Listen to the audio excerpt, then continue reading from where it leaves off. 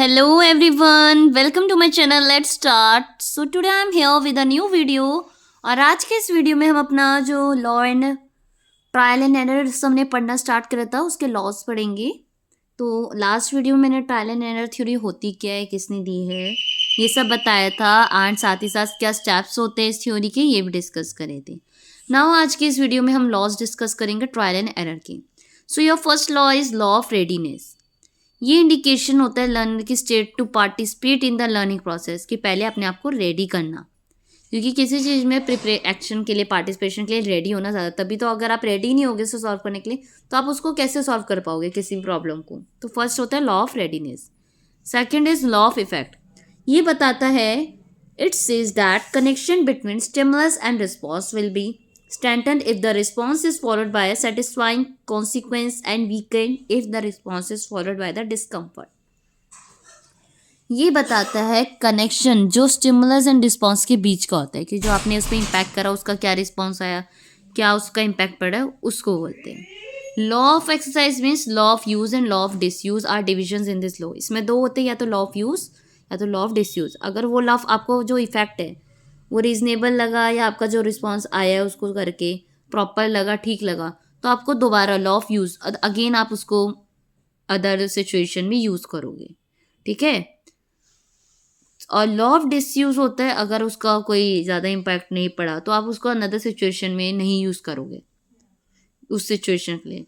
तो if one does not use a newly acquired language she या ही forget easily.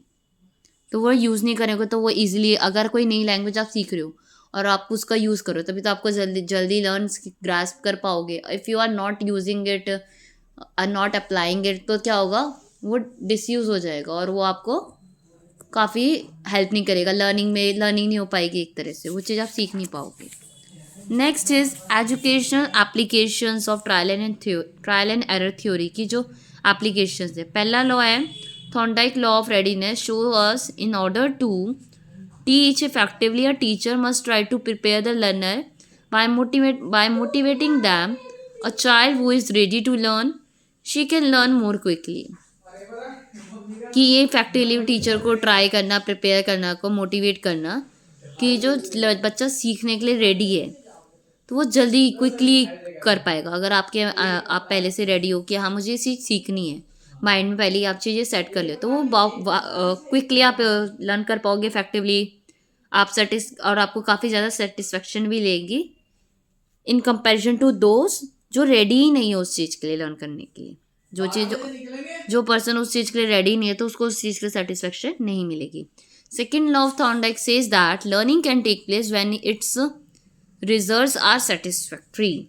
Learning तभी होती है जब उसका रिजल्ट सेटिस्फैक्ट्री होता है. And learner derive pleasure from it, मतलब जब हमारे को उसका आंसर है, सॉल्यूशन है, रिजल्ट सेटिस्फैक्ट्री होगा तो ही हम उसे सीख पाएंगे.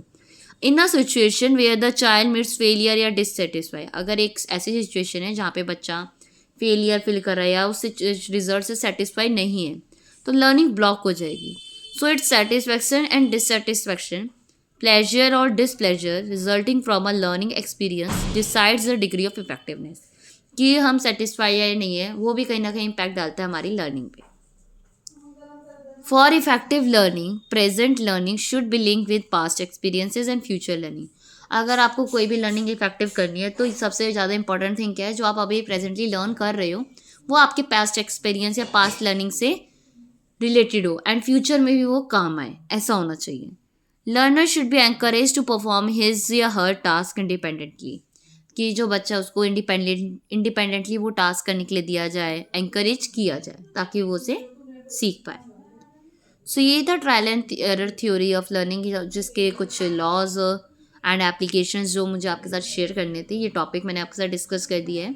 आने वाले समय में जल्द कोशिश करूँगी कि रेगुलर बेसिस पे आपके साथ वीडियो शेयर करूँ. अगर आज की वीडियो थोड़ी सी भी आपको हेल्पफुल लगी हो तो वीडियो को लाइक शेयर कर दीजिएगा एंड कमेंट में ज़रूर बताएं कैसी लगी. एंड जाने से पहले मेरे चैनल को सब्सक्राइब कर दीजिए. Thank you so much everyone for watching my video.